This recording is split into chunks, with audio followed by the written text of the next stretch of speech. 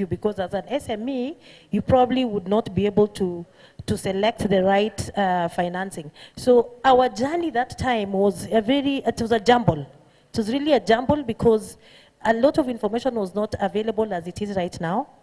And whatever was available was not as clear and straightforward. And finally, I'd like to mention that it's always, I think it still is, that one size fits all. So from the financial institution's perspective, ticket size, and this is the maximum.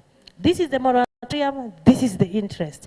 This is the time we're going to lend, it is so fixed, but in agribusiness, it doesn't work like that. We have seasons, right bang in the middle of COVID, but it was not a very easy journey, yeah.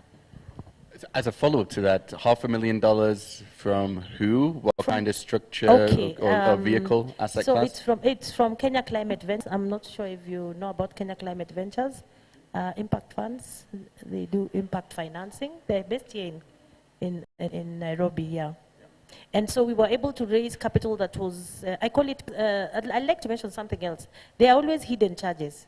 And this was a bit of a surprise to us, because after we signed the contract, we realized there was legal fees of, I think, 1.5% of the total amount of money that somehow was hidden inside there. And we were really, really shocked, because that was a lot of money. And this is a debt that you're going to pay. So you have to be very keen to you know, when you're about to just, you know, sign that contract, it's exciting. You've been looking for this money, but please take your time to read that contract and to check and ask questions, because there are even other charges that are levied there that you may not really realize. So, and then I'll say something else about that, the financing part, in terms of the things that come with it, in terms of who is financing you. Please take your time to ask all the necessary questions in terms of, can you prepay, for example? Can you prepay your debt? You know, for banks, they'll charge you a fee. You prepay, is there something that will be levied on you? Because those are things in business. As you're moving along, what if next week you sign a big contract to export avocado and it's worth $2 million? You would want to prepay so that you can reduce the interest that you'll pay for that debt or whatever financing you have. Thank you very much. Samuel, does that journey or challenges, do they resonate with you as well? It actually does. And for me, I look at the journey slightly different. And more so probably from the first presentation that was done today by Stefanga, the value of debt. And I think I resonate very well with the value of debt for startups, and this is very heavy for African businesses. Like to walk the first 5 years is crazy. It's crazy difficult, and I think we appreciate the value that is played by accelerators in this space. I think I would recommend, for example, we could see, I think, at our we are full of 20 businesses. I think there are small tickets, probably competitively awarded to probably three, 4 businesses. I think we are 500. And I think, to me, probably acceleration is not quite enough. Access to capital in businesses is also quite very, very important. So the business has been defined, aligned, process fixed. They also need some planning, and probably to the partners in this space. Agency and other partners. Probably you can look at differently on the finance. Probably not financing. We carry the capital, but also probably that is one that you can look at sustainability for this at the lenders. Like if you find 10 businesses, probably at their seed stage, at their pre-seed stage, probably that can be the time to recover the investment, probably 10x or even 5x. Probably I'm thinking that direction. For us, our journey, fundraising is different for different partners. And for us, we got fundraising is very heavy for every founder, very, very heavy. And for us, I remember 2020 when we were working towards preparing for closing our seed round. I think that's 24 months.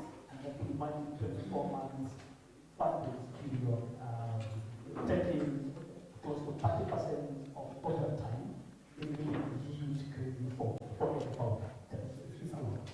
And the way we want to example, speak to founders that, for example, Shabba Point case, in our pre-series there, we had around 60 to 70 pitches. And that was huge, talking to everyone around the space. And the success rate was around 5%. 5% is actually those who invite you to sit on the table to discuss. And eventually, probably success was 1 to 2%.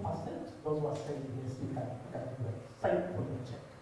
And this panel, we have seen that as we fix processes, as we improve the business, as we bring up more partners to support you, we need to put structures into the corporate governance, reporting, financial reporting.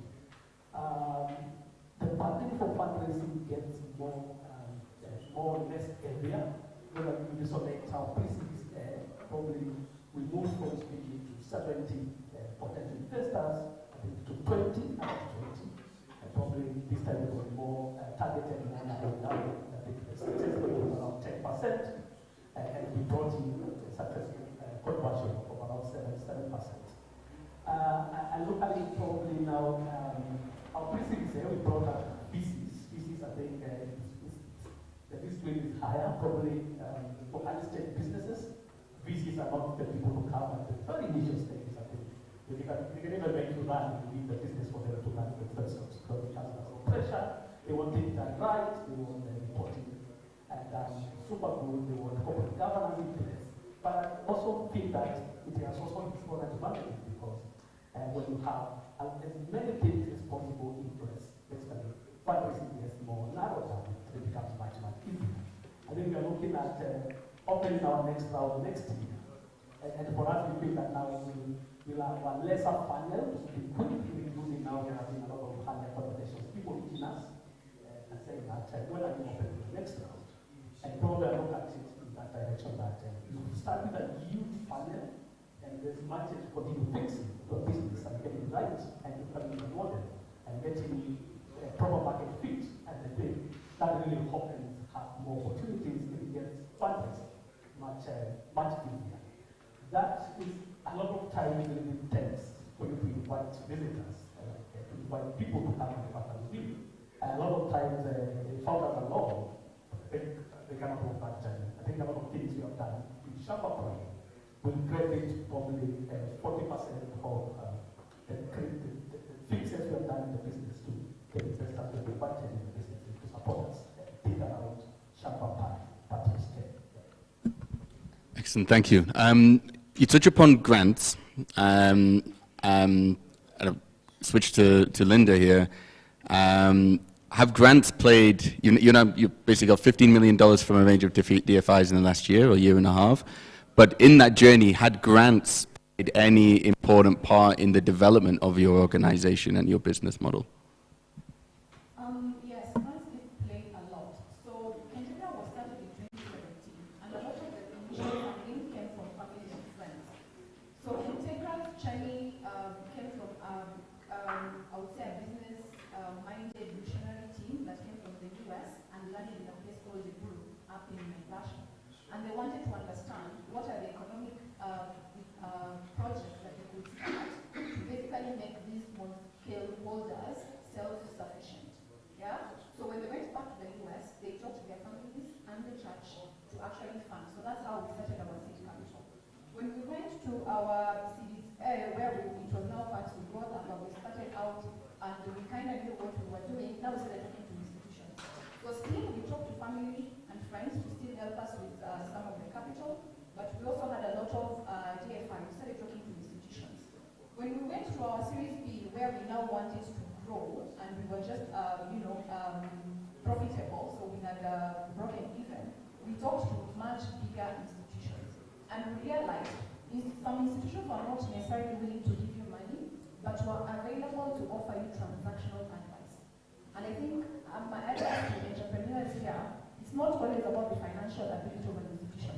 Transactional advice, like for example, one that we did get was from Manufacturing Africa, where they helped to advise on how to optimize our manufacturing facility, our factory. And we realized a lot of just the improvements in the processing. So it's not always about the financial funding that an institution can give you, but also look at the technical aspects and technical supports that ideally can help alleviate the gain in your business. Right now, we're actually getting ready for a Series C because we have expanded the company. We have a manufacturing facility in River, and we have just opened a second manufacturing facility in Naivasha. And it's actually meant to triple our current production facility up in River. So you can see we had a viable idea. We went through with the idea. We have proved our ability to execute, and now we are looking for more money to actually grow the business. So we're actually just about to launch our Series B, and the kind of funders we're looking for are not the ones we looked for in Series A and in Series B, because now it's big tickets and it's big money, so we are ideally looking for big players to help us support in our growth ambition as Integra. Excellent, thank you. So the fundraising process model, interactions are going to change over time as your business model develops, as the fundraising, the ticket size ultimately, ideally increases.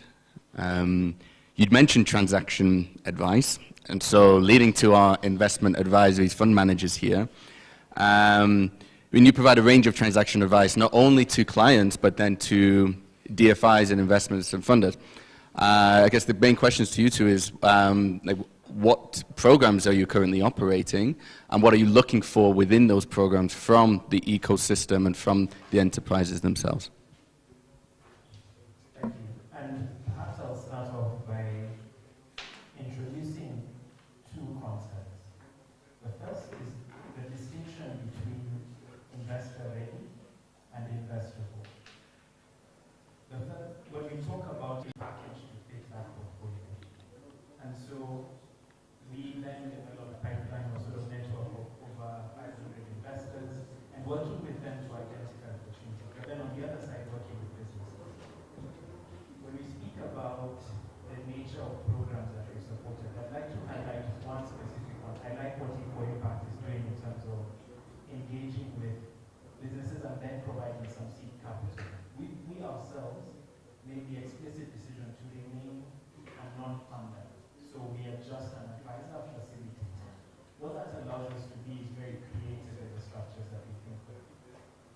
One example was a partnership we built with USAID a few years ago, where we brought in USAID as a funder to support pipeline development, so identifying businesses, and then supporting them through transaction advisory, all the way through to readiness. The unique piece in this was that we also approached investors, about 5 of them, and asked them to pre-commit to investing. Why this was important is that we told them, we will find you a pipeline. You're saying you can't find a pipeline? We will find you a pipeline you need. If you commit to do X investment, we will go through several stages. So at the first stage, we'll prepare screening memos.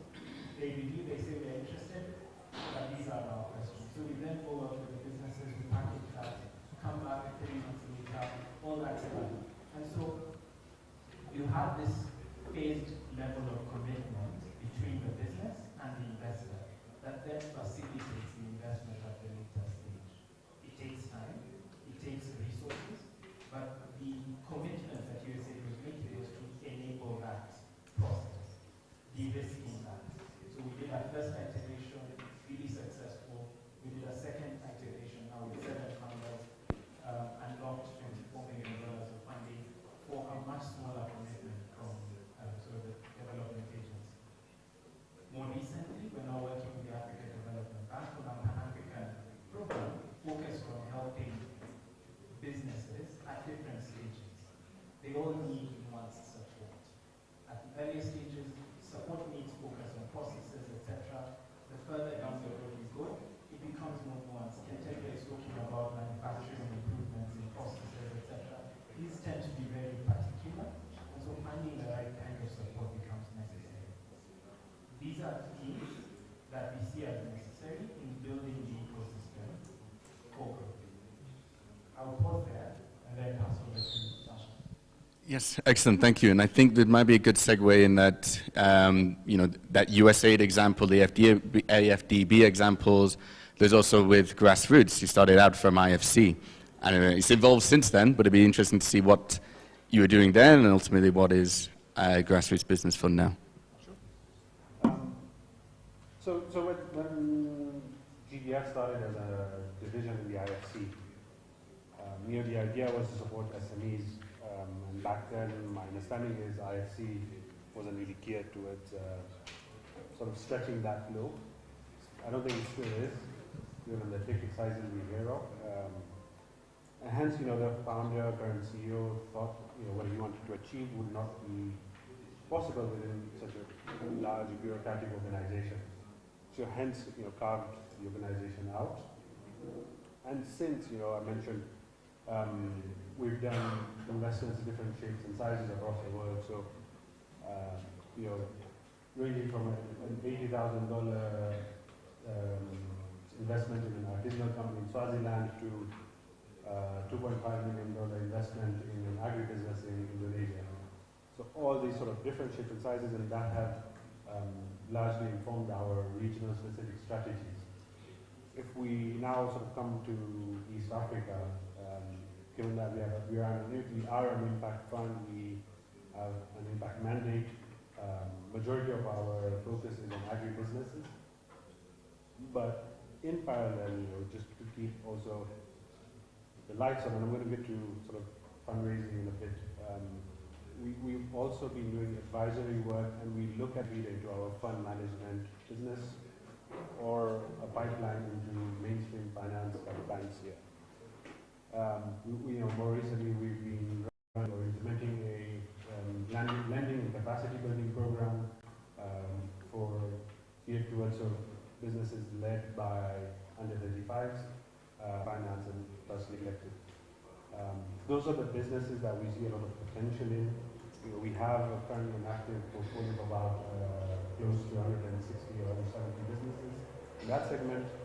And in parallel, we continue to run our fund management side where we, on average, invest anywhere between $300,000 to $500,000 or an equivalent.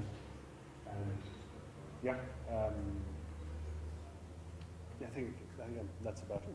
Okay, thank you. And I'm seeing maybe some links, or trying to bridge these links. I think, Margaret, you mentioned that the financial advisors are expensive. Samuel mentioned it took 24 months for that initial fundraise. And we've mentioned here that you're a pipeline generator and aggregator. You have a network of 500 plus investment avenues. While you may be expensive, you may actually be really value adding. There may be avenues for others to pay for these services. It's a broad question. Have you used the entrepreneurs or the enterprises? Have you used financial advisors or intermediaries to enable investment? And secondly, I guess for the fund managers, the investment advisors, are you able to offset the cost of these services from other avenues too?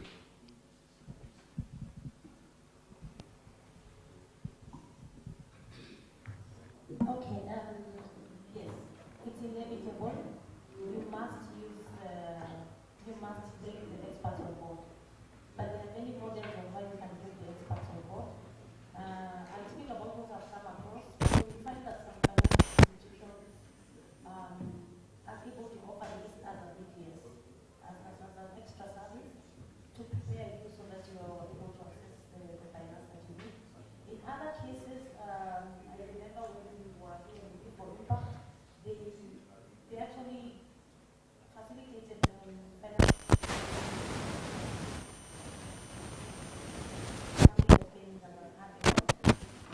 Not get the seed capital, but they got that paid for, But as a business, it's inevitable that at all time you have to involve the financial experts. Either you pay for directly or subsidized through some partnerships.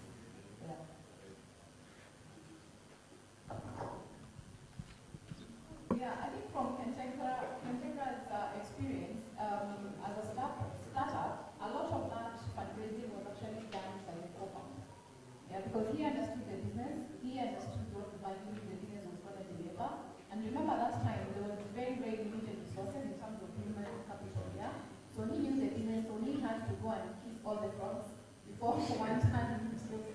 Prince to actually want to, invest into the business.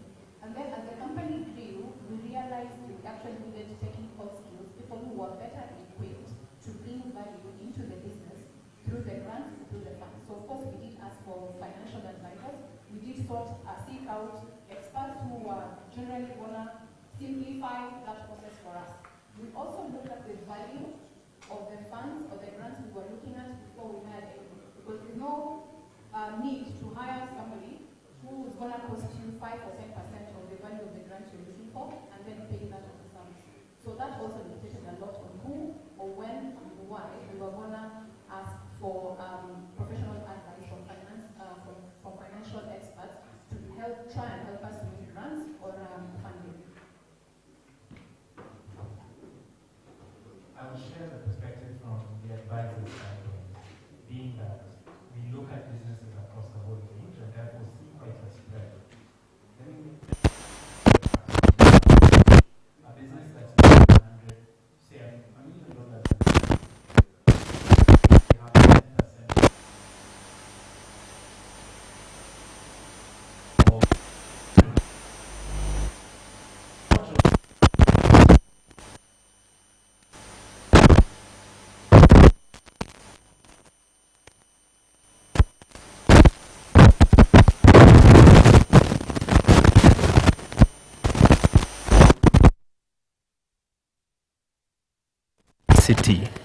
to pay for etc.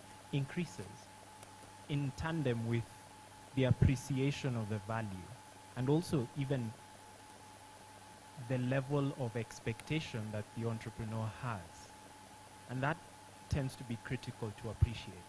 So if a business is doing $200,000 in revenue, how much can they pay?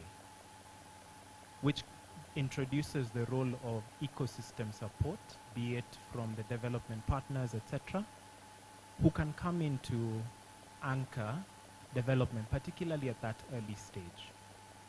What then needs to happen is we need to see commitment down the road. What we typically ask for in our programs is, even in the case where it's funded, where support is funded, a small commitment from the entrepreneur to show commitment, to affirm their interest in the support. Because it's one thing to give a lot of support and someone doesn't appreciate that or doesn't recognize the amount of resource. The seriousness with which they will follow up, they'll push for results, changes with the level of resource allocation. So that's perhaps a critical piece. What we've seen is a willingness from partners, USAID, FCDO, or others, just to advance that, and we're very keen to build partnerships that scale. And that involves, even on the investor side, what you often see is they're willing to pay for certain levels of support if they know that this will result in the kind of investment that they're looking for. Often this starts at the $5 million plus ticket, where someone's willing to invest in pre-investment support for a portfolio company they're looking for.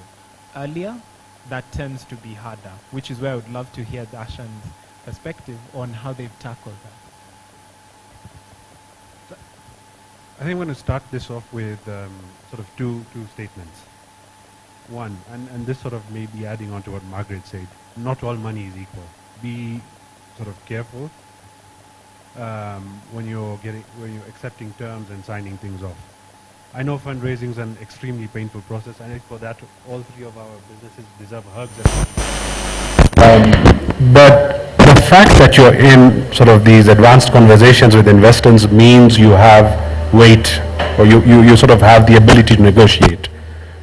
Take advantage of that. Keegan mentioned, there's programs where you get this specialized support.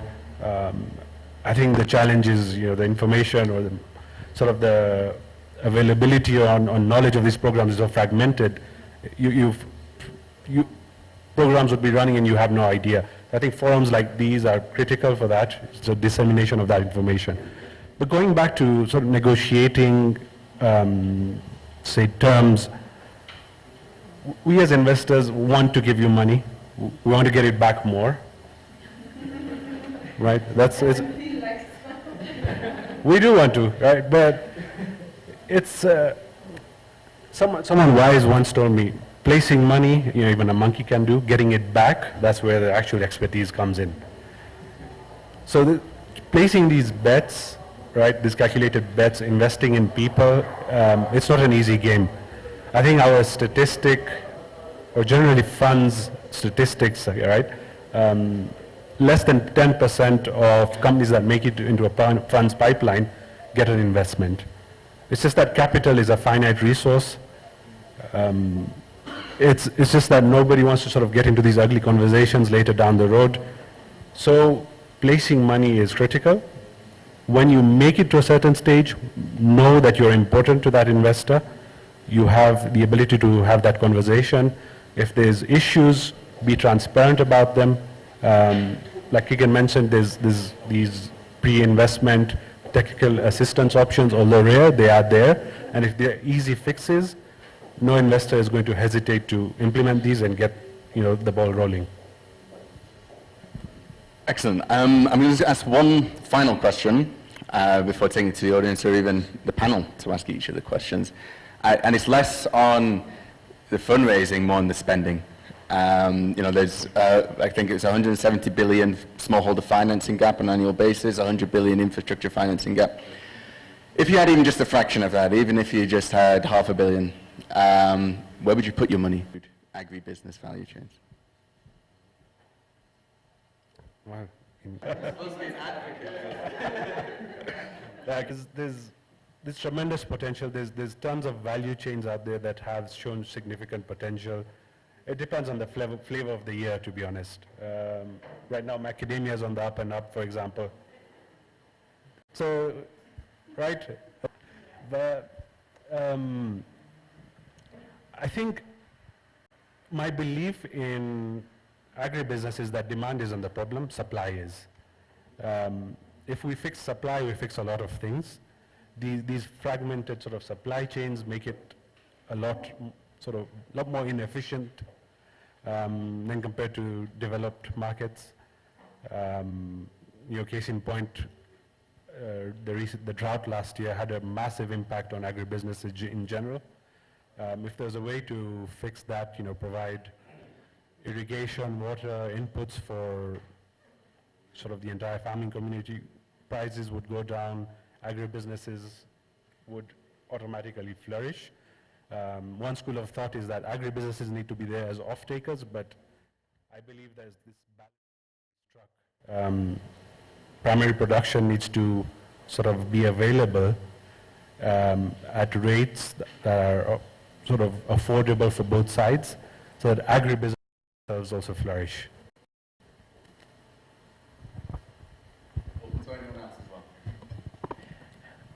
It's an interesting question. If we had $500 million to invest in agribusiness or agri-food systems, where would you put it? In each stage of the value chain, perhaps, to start off? I say this perhaps because one of the biggest things that we discuss in agri-food systems is there's a lot of waste that happens. And that then speaks to a reality that it's not a single place, it's the different stages of that. It's the seed quality, it's the nature of work done in production. When harvesting is done, do you have the value chain work done there? I see a question that's been triggered there. So you're making it too easy for them. Tell us. Yes. You have to invest in agro value chain. Come on, no, I just project. Oh. There's a mic. So I'm sorry I interjected. I think you're making it too easy for them. If you had to invest, and even before that, your response to the problem, right? Your knee-jerk reaction was to go for bonds. And it's not your fault. It just makes more money than the bank.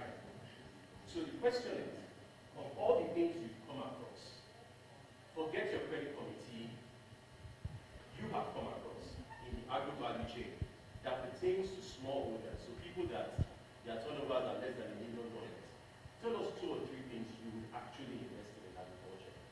Don't tell me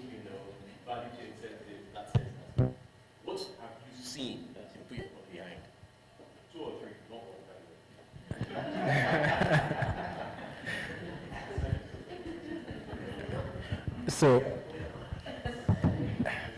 being put on the spot, I like the question because it forces us to have a very tangible discussion.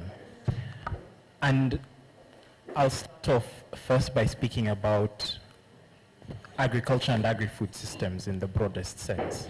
We're talking about a situation where we have a dual problem. The first problem is we have a food security problem. We need to get food to the African population, all consumers, at prices that make sense, that incomes allow. And so that is one thread we need to tackle.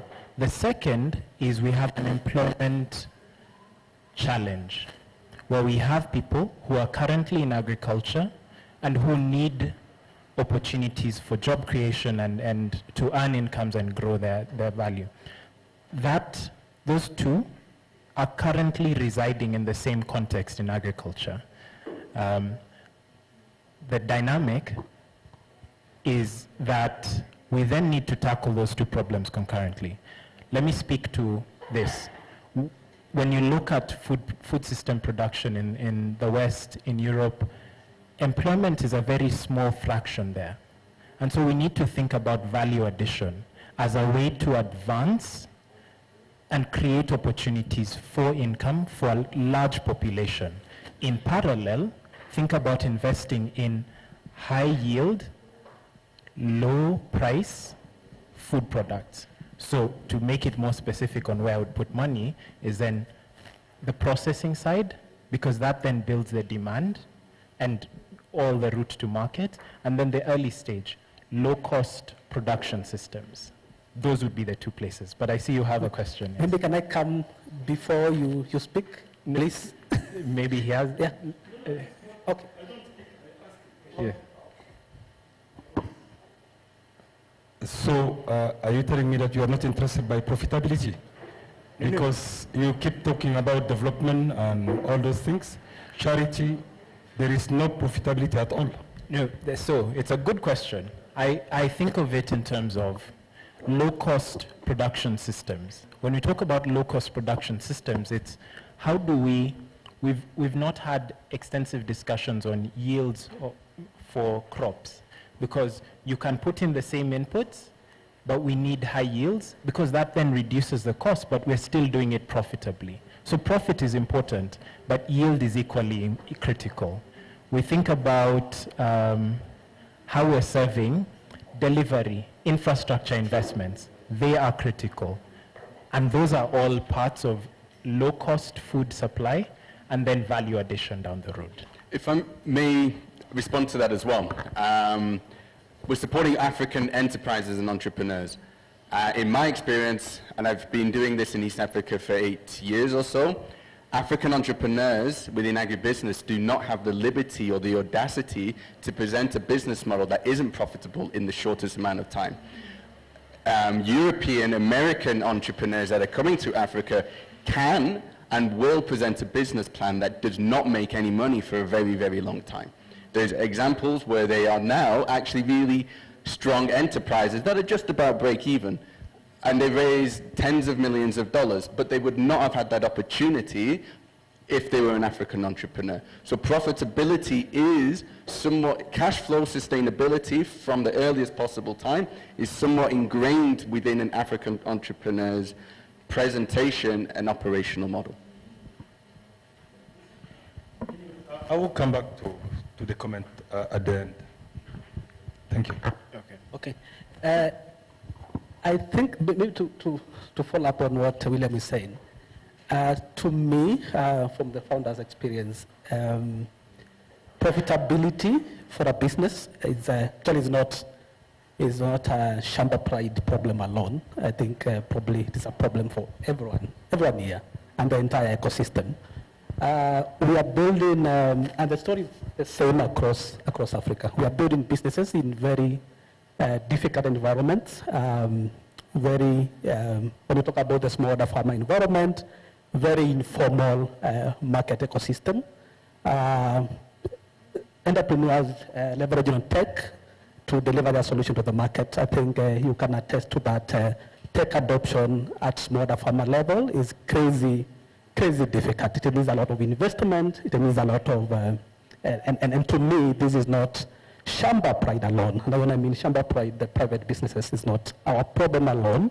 This is a problem for the entire ecosystem, governments, development partners, and actually we appreciate a lot of times, sometimes probably partners like FAO, they don't know that sometimes we get to huge challenges in demonstrating market opportunity. So Shamba stands in front and says the market opportunity we are tackling is 1 billion for smallholder farmers in Kenya and sub-Saharan Africa. Then an investor comes and says, what is the proof you have for this market opportunity? Then for us, what we have is only to share a few articles that have been researched by FAO, for example. And I feel that everyone should play a part in getting businesses get faster to profitability, and that involves even getting markets and systems fixed faster. For example, can we have governments investing in their own farming communities to really appreciate tech solutions, and to believe that tech solutions are really key to delivering solutions at scale. And Shamba can tap on that and deliver its trade commerce platform and reach profitability faster. And when we talk about markets working, I think we are creating an environment where businesses get more and more investor ready. And I think we need to demonstrate that much bigger and much harder at every stage. Early stage businesses, you have a burden, but it becomes heavier when you move to pre-series here and series here. The burden gets bigger and bigger and bigger because you've promised investors that this is the market opportunity. So along the journey, the question keeps circulating. Where is that market? Show us that market. Show us that market. Show us that market. If everyone plays their part and supports, I think it's the interest of everyone that we have more empowered communities. If it's smaller farmers, more empowered. It doesn't mean in whichever way that empowered means more food secure, more improved income, and to us that's an environment that we need to build businesses. And this is not a private sector space alone. Actually, it needs everyone to play a part.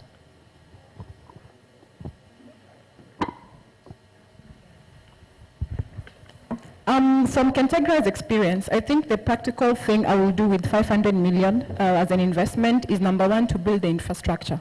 And this is because we aggregate farmers. We work with over 36,000 farmers.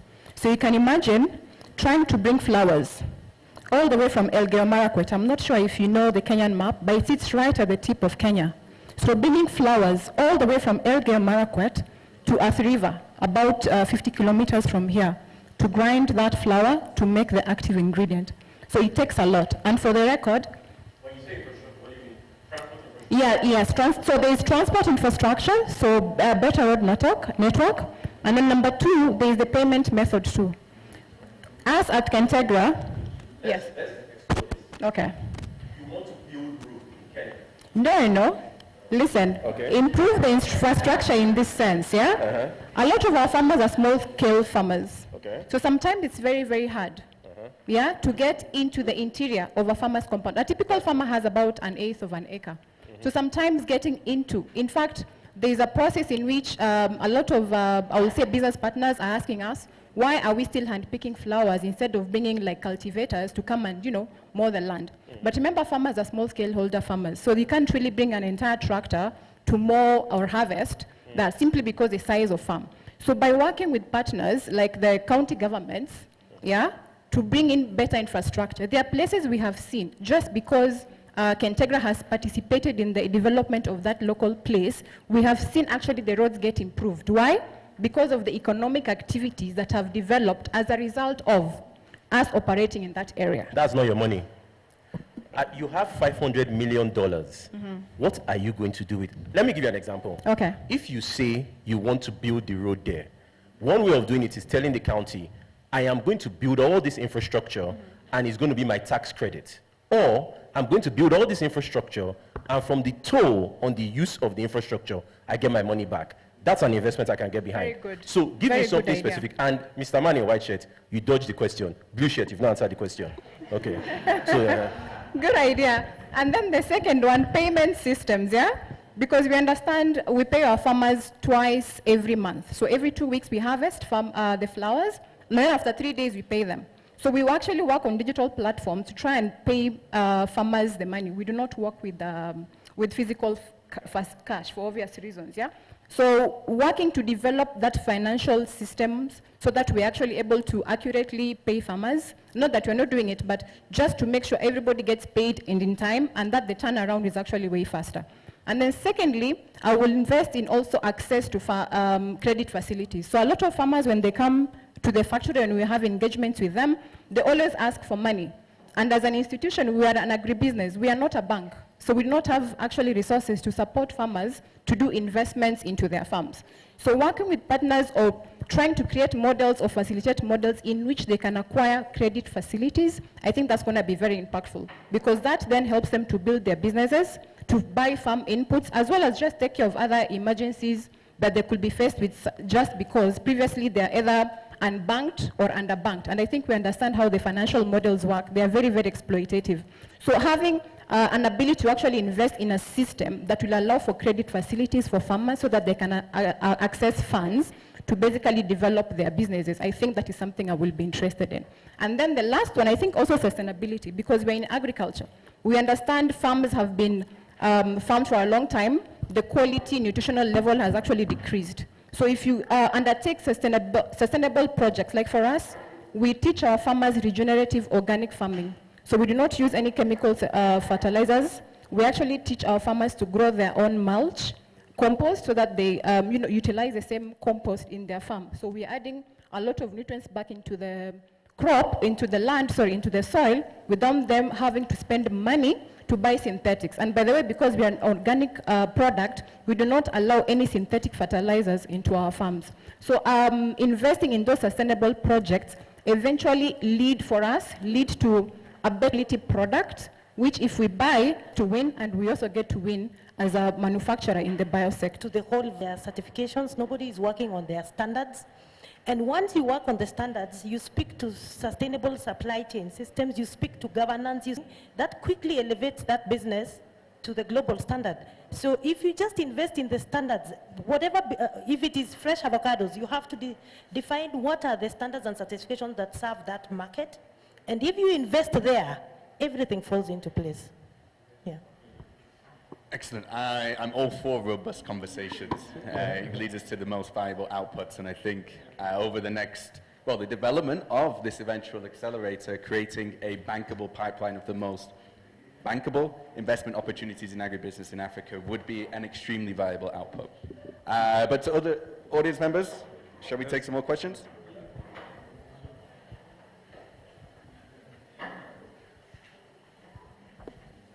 Yeah, interesting. It's very interesting for me. As a researcher, I was playing with data and information, but this kind of practical points, discussions, it gives a lot of information and knowledge. Yeah, that's interesting. One question. As an agrobusiness enterprise in Africa, how can you evaluate potential funders that can help you secure not only capital, but also the right support for sustainable growth? Most of the time, the supporter or the funder, they evaluate entrepreneurs to fund. But as entrepreneur, we should also consider from whom we have to take fund, with what kind of criteria. Then it's not only, always we say finance access is a problem. But it's not sometimes just finance access by itself. It may not lead us to productivity or profitability. There is different conditions we fulfill. As an investor or as an entrepreneur, what kind of criteria you set for your funder? Thank you. Fundraising or resource mobilization is not a one-lane journey. And it is a mistake for an entrepreneur to do this in a one-lane journey. I think it is 6 or 7 or 8-lane journey. Just to use an example of Kentegra, they are speaking about farmers, right? And how to get the farmers to produce the right pyrethrum consolidate them or bulk them so that they are able to access them. That is typically the work of a development partner. So